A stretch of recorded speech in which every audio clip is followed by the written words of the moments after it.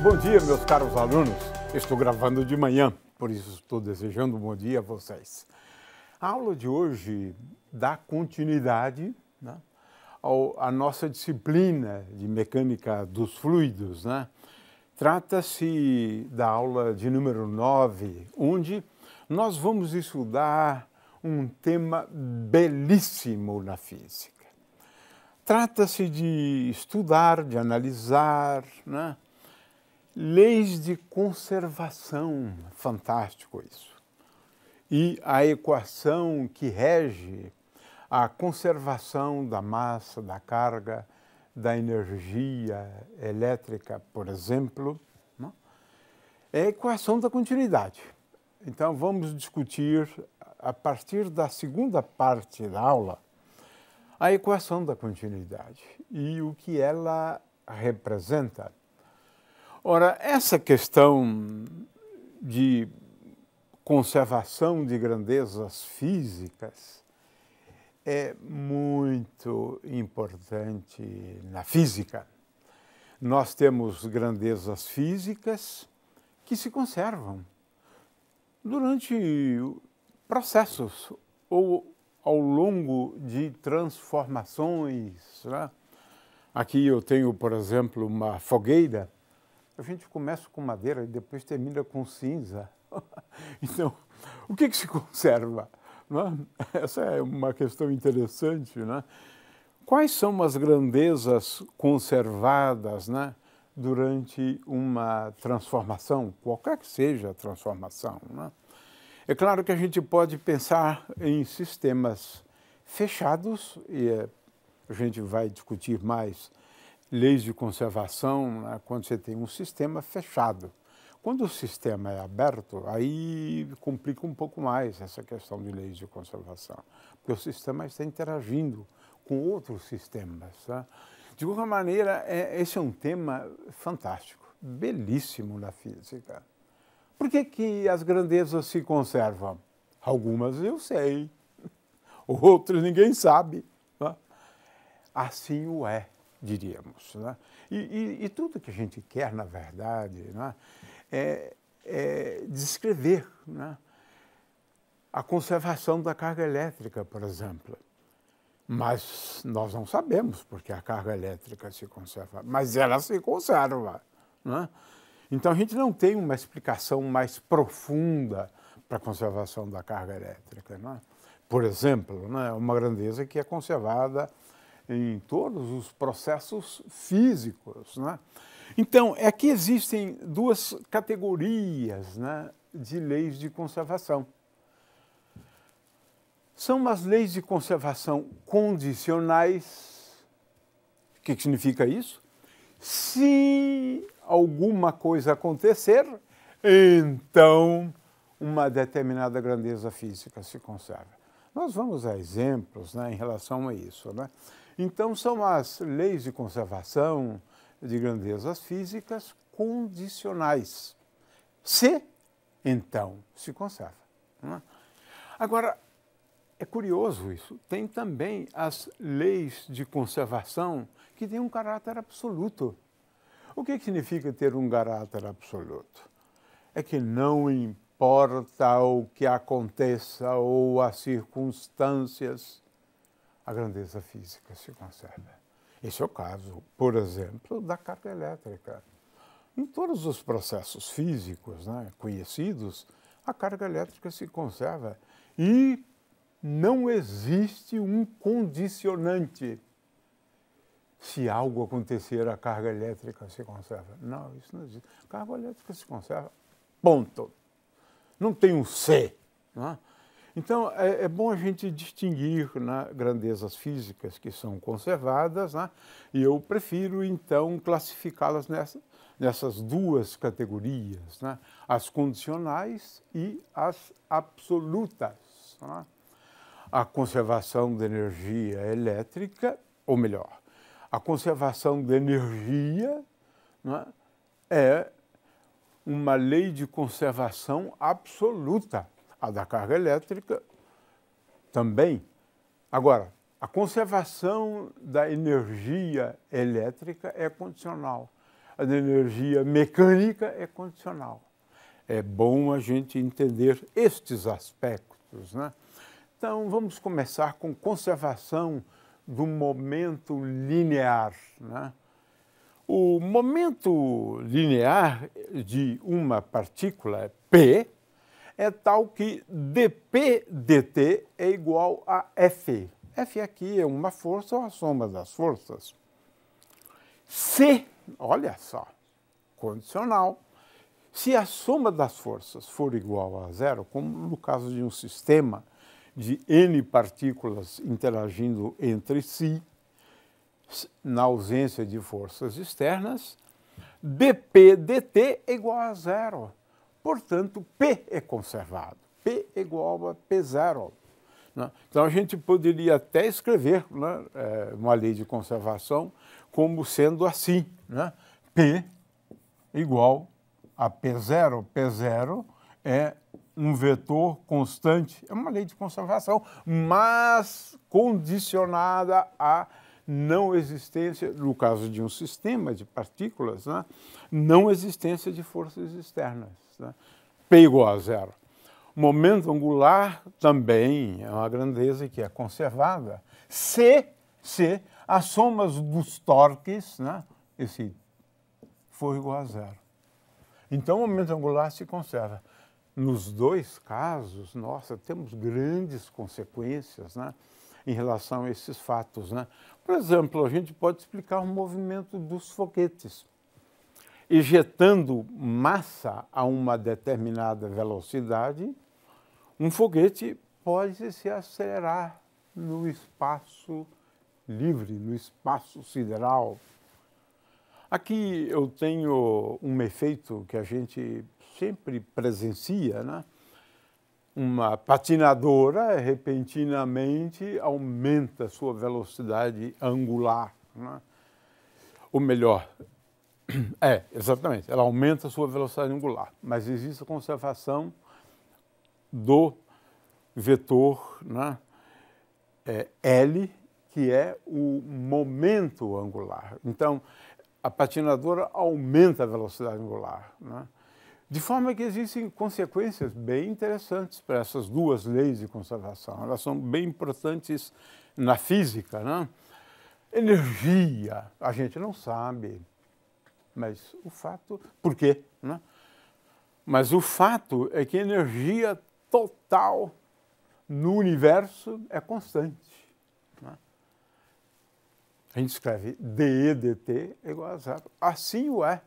É uma característica da energia total, sempre, conservação da energia total. No entanto, a energia mecânica, ela não é sempre conservada. Essa é condicional. Ou seja, a energia mecânica se conserva, dE dt, agora estou falando de energia mecânica, não é igual a zero, isso aqui é uma lei de conservação, mas isso se aplica apenas ao caso em que as forças que agem sobre a partícula, se essas forças forem forças conservativas. Então, é uma lei de conservação da energia mecânica que é condicional. A conservação da energia total de um sistema, né, é sempre constante. Né? Ou seja, dE dt é igual a zero. Então, eu quis exemplificar, né, esse caso aqui. Vamos também discutir a conservação da carga elétrica. E essa conservação da carga elétrica é uma lei de conservação absoluta. A gente não sabe por que isso, claro que não, mas a gente encontra formas, né, de descrever esse fato. Ou seja, de que a carga elétrica sempre se conserva em todos os processos físicos. Isso não quer dizer, né, que partículas dotadas de cargas elétricas não possam desaparecer. Podem. Mas espera aí, mas como é que pode uma partícula dotada de carga elétrica desaparecer e ainda assim a carga elétrica se conserva? É simples. ela tem que desaparecer juntamente com a sua antipartícula, né? Elétron e pósitrons, né? Por exemplo. O fato é que nós temos muitos fenômenos, né, nos quais eu tenho o simples desaparecimento de partículas, mas elas desaparecem junto com as antipartículas, né, que é esse processo que nós estamos discutindo aqui, né? A partir de fótons, podemos criar duas partículas dotadas de carga elétrica, mas uma com carga positiva e outra com carga negativa. A soma das cargas é igual a zero. É isso que é a lei de conservação. Ou duas partículas podem se aniquilar, mas uma é uma partícula de carga positiva e a outra de carga negativa, como no caso do elétron e o pósitron. Então, isso é muito curioso, né? Repentinamente, um fóton dá lugar, né, a duas partículas, mas é uma partícula antipartícula. A carga antes é igual a zero e a carga depois também é igual a zero, porque essa carga positiva é a outra carga negativa. Ou seja, partículas podem aparecer e desaparecer, mas para isso elas têm que aparecer em pares e desaparecer em pares, né?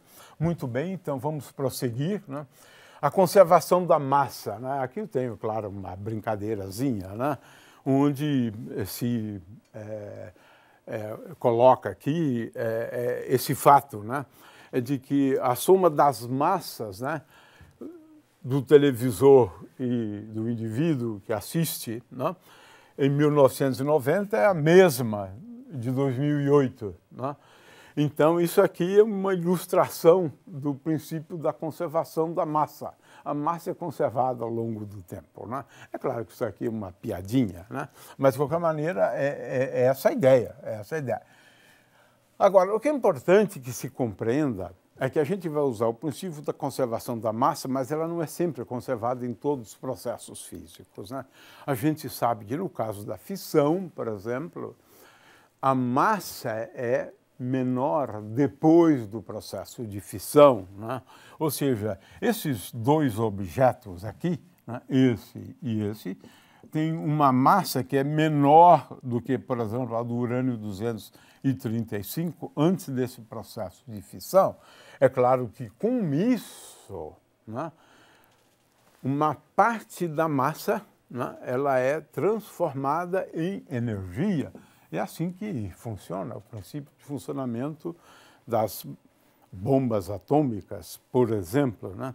Então, massa não é sempre conservada no nível atômico, no nível subatômico. Né? Agora, para o que interessa para a gente vai, então, estipular, né, que a massa se conserva em outros processos. Por exemplo, quando do movimento de um fluido. Ninguém nunca viu massa desaparecer quando um fluido se movimenta. Né? Então, muito cuidado só em relação com esse princípio da conservação da massa. Né? Muito bem. Então, vamos agora ao que interessa. Né? Quando eu tenho grandezas físicas distribuídas no espaço, eu introduzo uma densidade associada a essa grandeza física. Né? E essa densidade é quanto eu tenho, por exemplo, de massa por unidade de volume, ou quanto eu tenho de energia elétrica por unidade de volume. A outra grandeza que é importante é que os constituintes de um determinado sistema podem estar em movimento, cargas elétricas podem estar em movimento. Então, aqui tem uma segunda grandeza física, que é a densidade de corrente. E ela é definida como essa densidade aqui vezes a velocidade. Essas duas grandezas físicas são fundamentais para a gente analisar a questão das leis de conservação. Né? Então, vamos agora ao significado, né, de cada uma delas.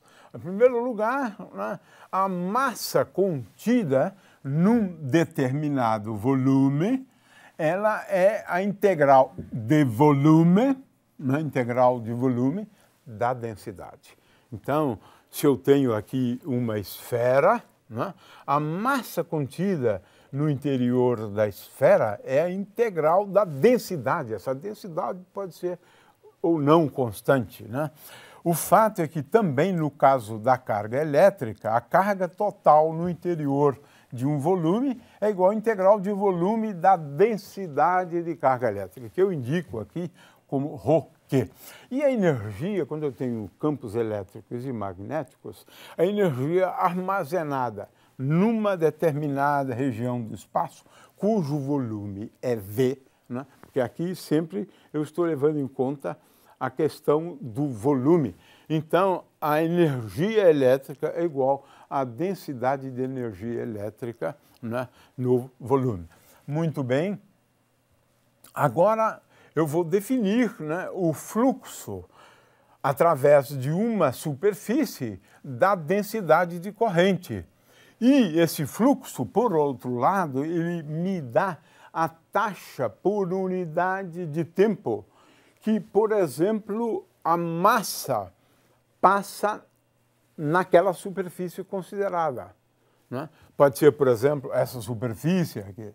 Então, se eu considerar essa superfície, eu vou, por exemplo, no caso da carga elétrica, eu vou determinar quanto de carga elétrica, né, por unidade de tempo atravessa essa superfície aqui. Quando eu calcular a integral, que pode ser fechada e pode ser aberta.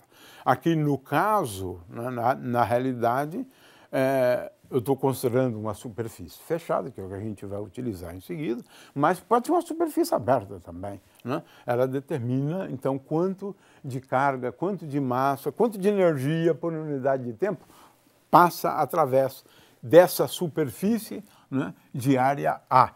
Essa integral aqui não precisa ser necessariamente, né, ao longo de uma superfície fechada. A gente vai considerar a superfície fechada, mas não necessariamente. Muito bem, então essas são as grandezas físicas, né, que são relevantes, né? Então eu tenho que aprender a calcular o fluxo, né, do vetor J, né, através de uma superfície, né? Pode ser uma superfície cilíndrica, né, como essa aqui, né? Por exemplo, eu poderia considerar só nessa superfície cilíndrica, né? Nessa superfície cilíndrica. Por exemplo, né? Só na superfície do cilindro, nesse caso a superfície é aberta. Aqui também o fluxo do J, através dessa superfície, é uma superfície aberta. Agora a gente vai precisar, no caso da superfície fechada, na realidade, né? Muito bem, dada essa introdução, vamos agora então à equação da continuidade, que é a equação básica, né? É uma das equações básicas, né, da mecânica dos fluidos. A equação da continuidade é isso aqui, é uma equação simples. Olha, dρ dt mais divergente de J, é por isso que o divergente é tão importante, né? É igual a zero. Quem é J? J pode ser o vetor densidade de corrente elétrica, pode ser o vetor densidade de corrente, no caso da massa, pode ser esse ρ aqui, a densidade, né, de massa, pode ser a densidade de carga, porque isso aqui se aplica a tudo, inclusive para a conservação da energia elétrica, que é condicional. A conservação da energia elétrica é condicional, né? Agora, a massa a gente vai fazer uso da ideia de que não é condicional quando se trata de um fluido, né? Massa não desaparece durante o movimento de um fluido. É isso, né? Muito bem, então, agora para deduzir essa equação, a coisa é bastante simples, né? Por exemplo, conservação da massa. Qual é a ideia? É que se eu tenho um certo volume aqui qualquer, né? Se eu tenho um certo volume aqui qualquer, e massa passa pela superfície desse volume, o fato é o seguinte, se ela passa pela superfície, uma certa quantidade de massa está fora. E tem uma parte da massa que está dentro. A ideia é o seguinte, a massa que está dentro e a massa que passou pela superfície, que está fora, a soma das duas é constante. É isso, tão simples quanto isso. Ou seja, ddt de m, que está dentro, mais a que saiu, é igual a zero. Isso é conservação da massa. Ou seja, a massa não desapareceu, né? Se ela saiu daqui, é porque ela passou pela superfície e ela está fora. E ela está fora. Essa é a ideia, né? Bom, agora é uma coisa bastante simples. A massa que está dentro é igual ao integral de ρ dv. A massa que saiu, né, por unidade de tempo, porque agora eu estou considerando da unidade de tempo, dm, que saiu, dt, é igual ao integral. Agora é de superfície fechada, porque agora eu estou considerando, né, a superfície fechada que delimita o volume. Agora eu estou falando de superfície fechada, porque delimita o volume. Muito bem, e agora a coisa bastante simples, né? Eu tenho que usar o teorema de Gauss, né? dρ dt, integro sobre o volume, né? E agora eu uso o teorema de Gauss, né? Na realidade, o que eu fiz foi isso, né? Eu estou usando aqui o teorema de Gauss, né? E eu chego, então, à equação da continuidade. Eu demonstrei. O que eu quis mostrar é tão somente que essa equação, na verdade, significa ou representa a conservação da massa. A soma, né, da massa que está dentro e mais a massa que saiu, né, essa soma é constante, sempre. E eu, então, utilizei dm total, né, igual a zero. E agora vejo a definição da massa que saiu, da massa que está dentro, e deduzo a equação da continuidade. Muito bem, essa é a equação, então, básica, né, da mecânica dos fluidos, né? Agora vamos, para encerrar a aula, uma aplicação, né, escoamento permanente. No escoamento permanente, dρ dt é igual a zero, né? De forma que, se eu considerar uma superfície de área A1, por exemplo, esta aqui, então, ΔM sobre ΔT é igual a ρ1V1, que é J1, A1, e ΔM ΔT aqui na segunda superfície, essa segunda superfície, né? ΔM ΔT nessa segunda superfície nada mais é do que J1 A1, ou seja, ρ1 V1 vezes A1, e na segunda é ρ2 V2 vezes A2. Ora, como a massa não desaparece, então eu posso dizer que ρ1 V1 vezes A1 é igual a ρ2 V2 vezes A2. Portanto, sendo J igual a ρV, J vezes A é conhecido como a vazão. É quanto de massa por unidade de tempo atravessa uma superfície. No caso aqui, né, que estamos considerando, essas duas superfícies são abertas, na verdade, tá certo? Depois eu vou analisar o caso da superfície fechada.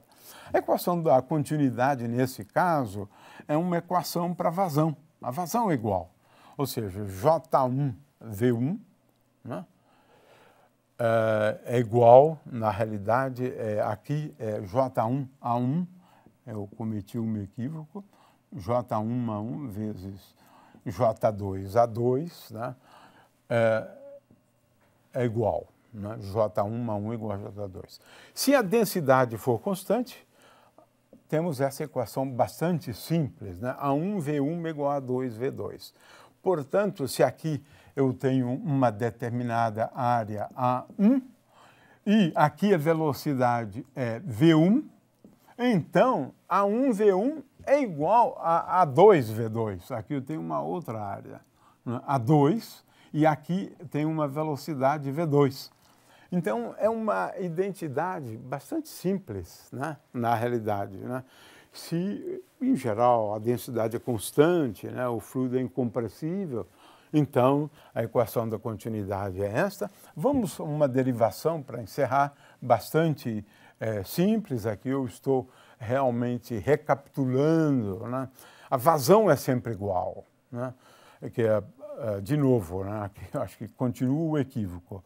J1 A1 é igual a J2 A2. É um equívoco meu, na verdade. né? Muito bem, e a equação, portanto, quando a densidade é constante, se escreve assim. Para encerrar a aula, vamos ser agora um pouquinho mais formais, né? Ou seja, vamos utilizar, né, no caso de escoamento permanente, né, onde dρ dt igual a zero, essa expressão, a integral ao longo de uma superfície fechada, né, a integral ou fluxo, né, de J através de uma superfície fechada igual a zero. E agora a gente escolhe essa superfície aqui. Olha, são na realidade, como uma superfície fechada, nós temos na realidade três superfícies, né? Olha, três superfícies. Duas já estão aqui e a outra superfície é essa aqui. Pronto. Aqui eu tenho uma superfície fechada, né? Veja que, digamos, o fluido esteja se movimentando nessa direção e nesse sentido. Então, a normal aqui, veja, ela é igual a menos J dividido pelo módulo de J, né?